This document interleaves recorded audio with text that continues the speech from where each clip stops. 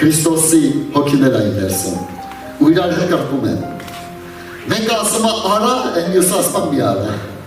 մենք ասում բարի արա են յուս ասում չէ մի արա քեզի պետք է հələ քո արդարությունը հնայ դու իշքան սուրբ ես բայց ինքդ ես քո նկատմամբ ինչ արել ու չգիտես ինչի այս պատերազմը մեր ներսում է տեղափոխված ուրեմն ասել ճիշտ տեղում ես բայց հաջորդ հարցը կասեմ հնազանդի խոսքին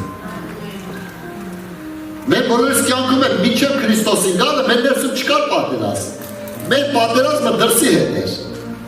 մենք դրսի հետ էինք կրվում մարդկանց հետ էինք վիճվում մեր ճիշտն էինք առաջ տանում մենք էինք լավը մենք էինք ճիշտը արի հլա այդ հարցեր միակ լուծենք բարեկամի հետ վիճվում է որովհետև հլա ինքը ճիշտ է